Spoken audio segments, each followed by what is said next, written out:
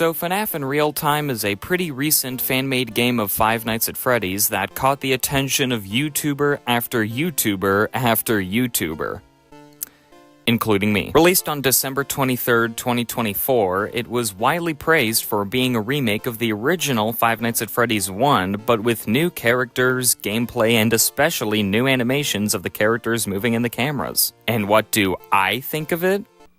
No, sir, I didn't like it. I'm unsure if I'm in the minority when it comes to criticizing this game, and I think TylerLand264 already made a great video going into detail about this game's low points. This is part of the inspiration I got to make this video, so I might reference a few points Tyler made in her video to support my view of this game. So Tyler, if you're watching this, I hope that's okay. I know I already DM'd you, but I don't know, I'm questioning my OCD. Now I know everyone says this, but let me get this out of the way first. Do not harass anyone who worked on this game. Do not harass the developer, do not harass the team behind this game, and do not harass YouTubers who played this game. This video is just to state my opinion, and your opinion is valid. Now ladies and gentlemen, let's get on with the show.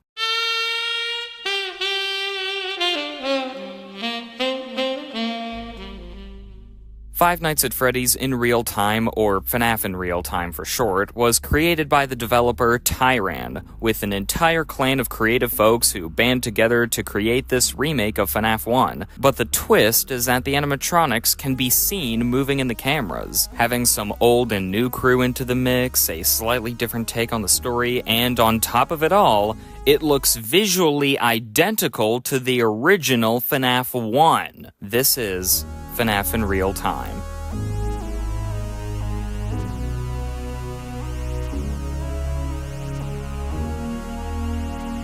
Now, when this game was about to come out, I felt like I already knew what my feelings were going to be just based on the demo and its concept. And I usually give many fan games the benefit of the doubt. To be honest, I actually found a couple very small things I kinda sorta like in this game. So let me quickly go over those. The way Bonnie and Chica appear in the doorway is a bit unsettling with little to no sound and not the typical yarr. The minimap is decent, collecting cash could be fun, and all the characters using both hallways to walk down is a nice change of pace. And that's all the compliments I have for this game. Now, because FNaF in Real Time is supposed to look and feel like FNaF 1 at all angles, to me it's already a red flag because it lacks its own visual identity, and seeing the characters actually move in the camera just damages the atmosphere and especially horror of the original FNaF. I don't mind a couple extra cameras, but why can we see the kitchen? The gameplay lacks any engaging challenge combined with its obnoxious ambience. And why is Night 3 like this? The story, on the other hand, is very messy presenting itself, and the fact that it's a teller than a shower is the complete opposite of what the original FNaF was known for. This alone is not always a bad thing, and I actually don't mind the story being slightly altered, but it doesn't help that a lot of the voice acting is pretty over-exaggerated and honestly too damn annoying. I could name several Fangames and VHS videos with way more grounded and mostly realistic voice acting than this. Oh my god, what? I knew I wasn't crazy. Oh my god. Holy fastball! The jump scares are dog shit, especially this one. It looks like they wanted to go for more cool-looking jump scare animations rather than the ones that are quick with little movements. You know how many YouTube animations already do this? My god! This f***ing game is not trying to be a parody. It's intended to be a somewhat cartoony, like over-exaggerated cinematic FNaF 1 remake, which takes a fat dump on what made the original FNaF what it is. It heavily relies on its stupid gimmick that baits popular YouTubers to play their game, and it kinda leaves a bad message where you can remake an old FNaF game in this case, but change a couple small things around, most of the time pretty dumb, and there you go! This is the direction I hope FNaF fan games will not be taking in the future. But even then, I feel like I've been seeing several popular playthroughs of various remakes and reimaginings of the original FNaF as of lately, which isn't to say all of them are terrible, but it feels like history is repeating itself. I mean, Graveyard Shift at Freddy's, for example, took the base idea of FNaF 1 and ran off into its own direction, managing to be its own thing, and so far, Freddy's Reanimated and Blood and Gears both thrive from their own visual identity and having their own spin on familiar mechanics. But it's fan games like FNaF Reborn, the Deluxe Collection, and even Baddington Edition that just don't do enough for me. Like, yeah, you put Spring Bonnie and Fredbear in the classic FNaF 2. Cool, I'm proud of you for using your Lego building skills. But what's the point after seeing their jump scares? You know mods exist, right? Let me reiterate here that this is probably just a me thing, and granted, these fan games do not offend me near on the same level as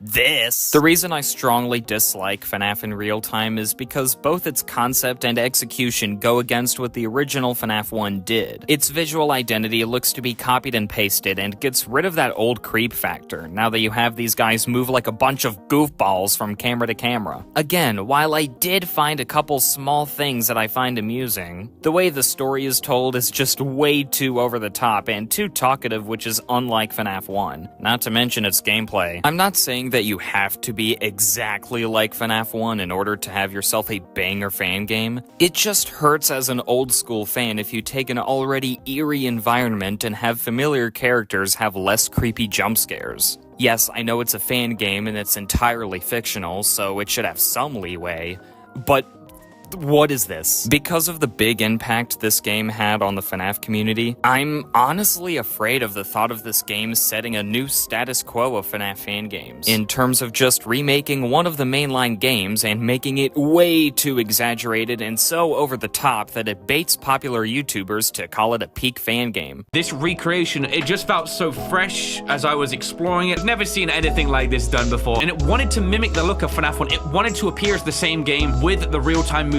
on top of it. Hey, there you go, let's go! It'll especially hurt if these games lack more passion than this one already did from my POV. Which sucks, because I think the developers are capable of doing better things. After this, the FNaF movie game looks better, and I think Tylerland said it best here. Please, instead of watching people play these games, try to actually sit down and play the FNaF fan games that are out there and see how much passion is actually put into them. Then you choose to support which FNaF fan games you want to, remembering the amount of passion put into them. A lot of the Fanverse titles are pretty damn good fan games with work put into them, but there's also a lot of non-Fanverse games that also have a lot of passion and effort put into them, which you should definitely check out. Both old and new fan games. There's plenty worth looking into. Remember, it's up to you to determine what FNaF fan game gets attention or not. Anyway, I'ma get out of here. If you like this fan game in the end, good for you, but I don't. Sorry, not sorry. Shout out to the hundreds of developers who actually try to do their own thing with their full passion and heart put into their projects. Also, I finally have a new outro. Toodles!